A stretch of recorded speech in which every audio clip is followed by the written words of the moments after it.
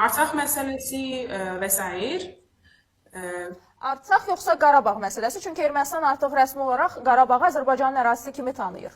Kadrlardan da göründüyü kimi Diana Karapetyan canlı yayım zamanı separatçıların Artsaq adlandırdığı ifadəni işlədib. Bu Gününüz aydın olsun Azərbaycan xalqı. Demək Ermənistanda niyə deyirəm? Yəni hamı dediyinə görə də Ermənistan deyirəm. Axırda da onun da izahını verəcəm sizə. Bu deməli kanal açılıb orada Azərbaycan dilində, bizim dildə kanal açılıb Ermənistanda. Və bunların da bu siyasətidir. Bunların bu yaltaq türkü siyasətləri var. Hansı ki onlar bu dəqiqə can atırlar ki Azərbaycanla barışsınlar. Bir müddətdən sonra, bir neçə illər keçdikcə bunlar başlasınlar yenə də öz zay əməllərinə, şərəfsiz əməllərinə və başlasınlar tarixi təkrarlandırmağa. İnşallah ki bizim dövlətimizin siyasəti və xalqımızın qüdrəti ilə bu alınası bir şey deyil. Sadəcə onların o xislətidir. Keçək əsas məsələyə. Deməli bizim aparıcı ona Qarabağ sözünü artsaqla əvəz elətdirə bilmir. O yenə də öz şərəfsizliyini sübut eləyir və demək istəmir ki, o Qarabağda artsaq deyil. Şükür Allah ki, Allah cəmi şəhidlərimizə rəhmət eləsin, qazilərimizə şəfa versin, xalqımızı qorusun və ali başkomandanımızın ömrünü uzun eləsin. O 44 günü bizə yəni nəsib elədilər, o qələbəni, zəfəri nəsib elədilər bizə. Allah xalqımızı, dövlətimizi qorusun. Mənim sözüm əsas bu Ermənistan sözünədir. Deməli, bugünkü gün biz Erməniyə sübut eləyə bilmirik ki, ora Qarabağdır. Öz dillərindən də düşmür o artsaq sözü. Amma bizim bir dənə tarixçilərimizin vaxtı ilə, dilşünaslarımızın vaxtı ilə bir böyük bir səhvi olub. O səhvi də İndi bu dəqiqədə biz dilimizdən müəyyən bir beynəlxalq aləmdə, məsəl üçün dövlət rəsmiləri, bir xalq kimi bizim dilimizdən düşməyən Ermənistan sözü ən böyük yanlış bir sözdür. Ermənistan nədir? Ümumiyyətlə Stan nə deməkdir? Bunu bir dəfə də səsləndim, müraciət elədim, yəni məhəl qoyan olmadı.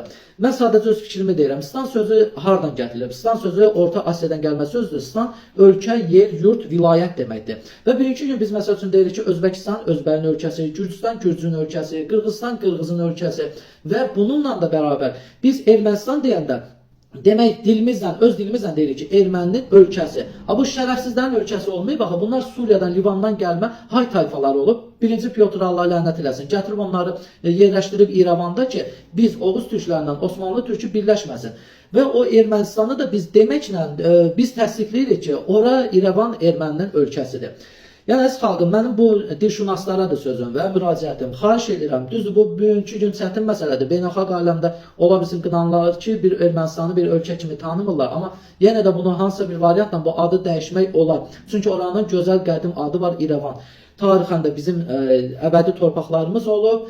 Yəni ona görə də o İrəvana da inşallah sahib çıxarırıq. Ölkə başçımızın siyasəti ilə, xalqımızın qüdrəti ilə. Sadəcə dediyim odur ki, bilməyənlər də bilsin.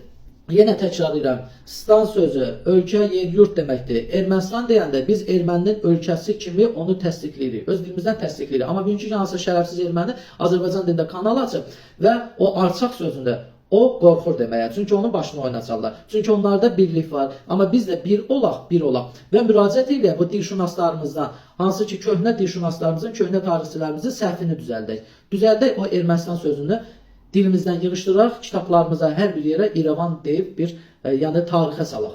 Allah xalqımızı, dövlətimizi qorusun. Bu sadəcə mənim subyektiv fikrim idi.